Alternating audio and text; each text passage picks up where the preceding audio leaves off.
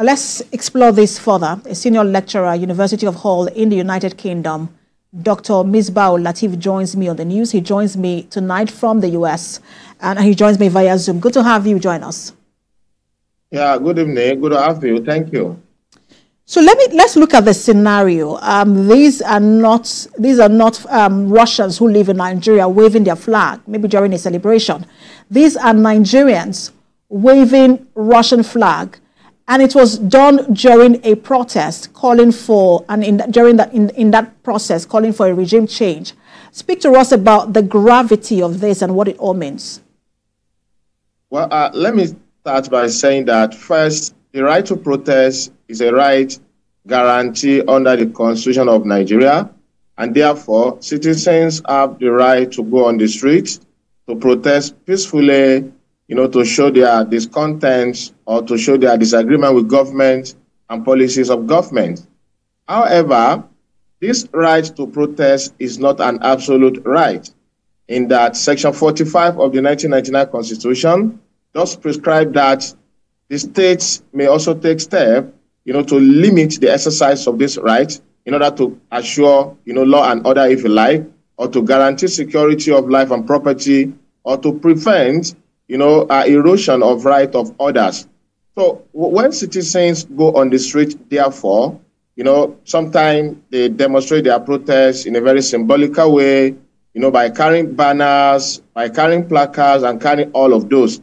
And that may well also include carrying flag of any other country. However, if the carriage, as it were, of any of these items, involves or dovetail into crisis or violence, and this is where context, is very important.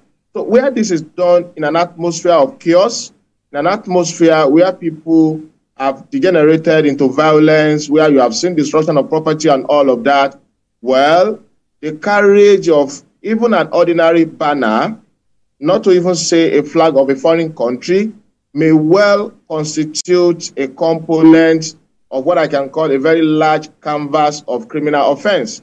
I've seen the army describe this as a treason, but I would like to say that treason under the Nigerian law is a very weighty offense, which carries a death penalty. Then the question is, does the carrying of a foreign flag on its own, amount to a treason? The answer may not be yes. And I would think, or if it is few in the context of violence, in the context of the disturbances that we have seen and destruction and all of that, and some of the rhetoric of change of government, well, the carrying of a foreign flag and other items, when pieces together, will constitute an act of treason, where, for example, people have openly advocated for change of government in other way than the manner prescribed by the Constitution, which is the order of election, at different cycle. So for me, really, generally speaking, whether carrying a flag will constitute a treason or not would depend on the context in which that is done. Is it done where people openly call for intimidation of the government or even the president? Because Section 37 of the Criminal Code Act does define a treason to include where people, come together to intimidate or to overhaul a president or even the governor of a state with a view of changing government in other way than the manner prescribed by the Constitution. That will constitute, a treason, and that will carry a death penalty. So when people do that, and then you have these other pieces, of violence, of actual, insurrection, if you like, or even rioting and all of that. Dr. Misbah, if I may quickly comment, because now the military has said, or the police has said, some of these people have been arrested, especially the sponsors, and even the person who was sewing this foreign flag has also been arrested. I want to ask, because again, under international law, what is expected to happen in that regard?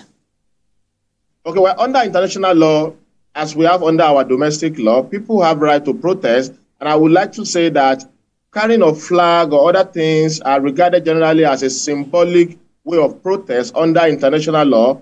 And that would, generally speaking, not constitute a treason or even any crime at all. But as I said, what is important here is a context. You know, in a criminal case or criminal proceeding, you pieces all the evidence together, you know, to be able to demonstrate to the court whether you can show intent, all right, you know, what this protester actually intended. All right. Do they intend to change the government violently?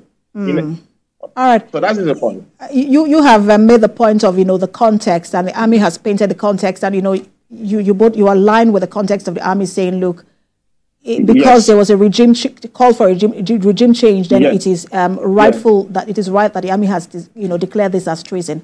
Thank you so much thank you so much for your time, Senior Lecturer, University of Hull, United Kingdom, Dr. Misbah Latif. My pleasure. Thank you for having me.